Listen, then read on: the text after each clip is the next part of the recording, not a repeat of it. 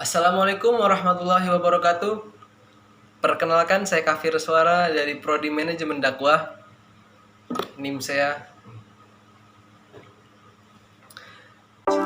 Kali ini saya akan memperlihatkan bagaimana caranya pemakaman agama lain di Indonesia ini. Sedangkan mayoritas besar negara Indonesia beragama Islam. Nah, pasti sudah pada tahu kan bagaimana sih cara pemakaman agama Islam, tapi kita belum tahu nih bagaimana cara pemakaman agama Buddha, agama Hindu. Makanya sama-sama kita lihat. Yuk, kita lihat. Terdapat 3 prosesi pemakaman dalam agama Konghucu. 1. Proses upacara Maisong. Upacara ini dilakukan dengan penaikan dupa, pembacaan surat, dan penghormatan bersama terhadap jenazah dengan membungkukkan badan ke arah jenazah 3 kali. Upacara ini bisa dilakukan di rumah keluarga jenazah atau juga di yayasan kematian. 2. Proses upacara Sangcong. Dilakukan pada pagi hari sebelum jenazah diberangkatkan dari rumah duka. Saat upacara ini, para kerabat dan keluarga dari orang yang meninggal diberi kesempatan untuk memberikan penghormatan yang terakhir kepada jenazah dengan menaikkan dupa dan sembahyang di depan altar yang disediakan. 3. Proses upacara Jip Gong. Tiba pada proses pemakaman yang terakhir, yaitu upacara Jip Gong, di mana jenazah dihantar oleh keluarga, tamu, dan petugas ke lokasi kubur. Pemimpin upacara lalu membacakan doa, menaikkan dupa, dan meletakkan 4 keping uang logam di dalam lubang kubur di 4 sudut peti jenazah, sebagai simbol memperlancar perjalanan arwah di akhirat. Barusan yang kita lihat sama-sama itu adalah pemakaman agama Konghucu ya, dimana salah satu dari proses pemakaman itu namanya adalah Maisong, dengan cara menaikkan dupa, pembacaan surat-surat menurut agama Konghucu, dan penghormatan bersama terhadap jenazah dengan menundukkan atau membungkukkan badan terhadap jenazah sebanyak 3 kali. Itu salah satu dari proses pemakaman agama Konghucu. Nah, kemudian agama Buddha. Mari kita lihat sama-sama agama Buddha. Dalam agama Buddha terdapat 3 prosesi pemakaman. 1. Proses upacara pemakaman. Jenazah akan dibungkus dengan kain dan hiasan untuk menghormati mendiang dihadiri oleh keluarga dan umat Buddha. 2. Prosesi kremasi.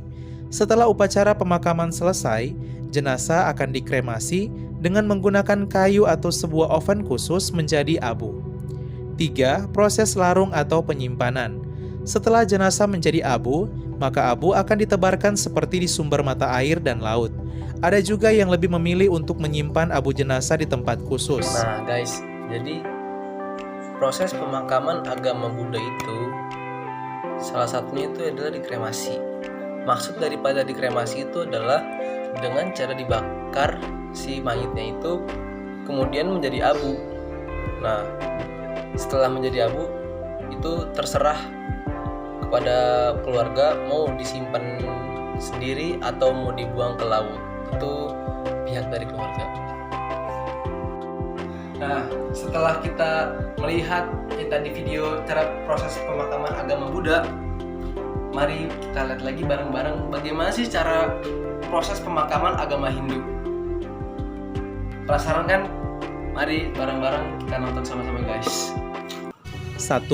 Proses pemberian pewangen dan canang sari. Sebelum jenazah dikremasi akan diberikan 7 pewangen dan 7 canang sari sebagai simbol 7 alam dan 7 sab serta 7 kekuatan dalam diri manusia.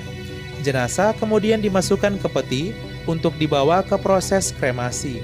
Pihak keluarga memberikan penghormatan terakhir dan pemutusan hubungan antara orang yang sudah meninggal dengan keluarga yang ditinggalkan.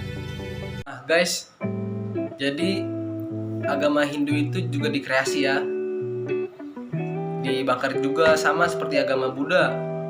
Tetapi agama Hindu sebelum dikreasi dikasih 7 pewangen dulu.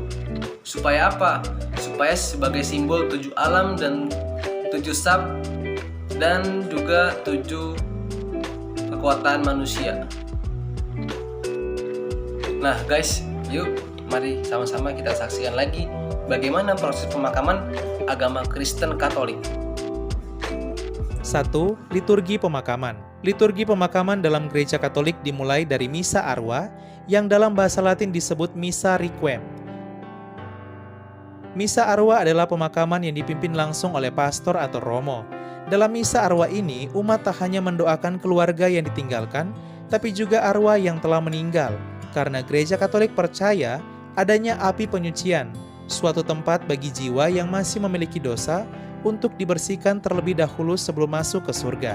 Selama di api penyucian ini, jiwa yang telah meninggal membutuhkan doa dari umat di dunia agar segera terbebas dari api penyucian dan masuk ke dalam kehidupan abadi bersama para kudus. Bagaimana guys?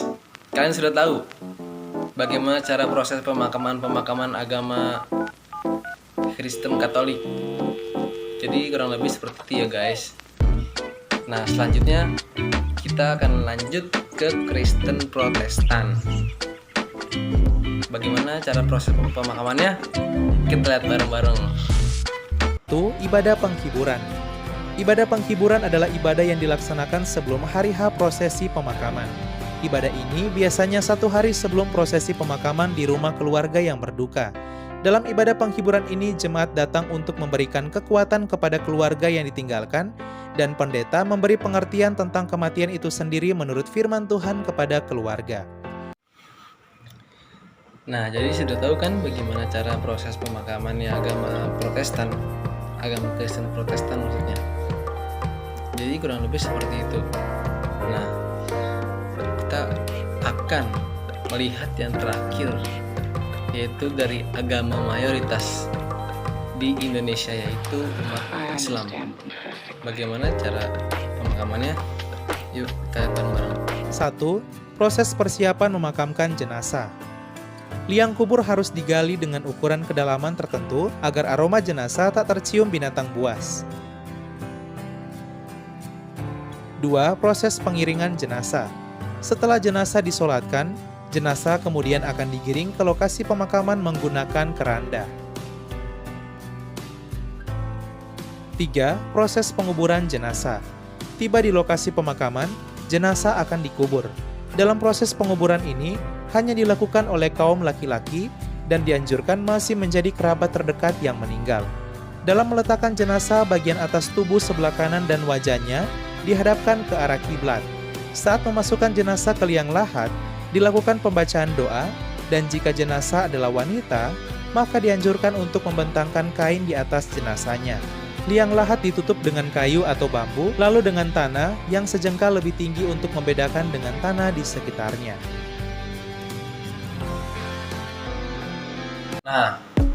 Nah, dengan adanya video proses pemakaman ini, yang tadinya agama Islam jadi mengerti bagaimana cara proses pemakaman agama Kristen, agama Hindu, agama Buddha, agama Konghucu, dan juga sebaliknya. Agama Konghucu juga tak jadi tahu bagaimana cara proses agama Islam, agama Buddha, agama Hindu, agama Kristen, dan juga agama Kristen tahu proses pemakaman agama Islam, agama Buddha, agama Konghucu. Kenapa sih kita beda agama tetapi kita tetap bersatu? Yaitu karena Indonesia memiliki Bhinneka Tunggal Ika dan memiliki Pancasila sebagai lambang dasar negara Indonesia. Demikian hasil video yang saya buat. Mohon maaf apabila ada perkataan dari saya yang salah, karena di sini saya masih belajar dan kita masih sama-sama belajar. Mohon dimaafkan semuanya. Assalamualaikum warahmatullahi wabarakatuh.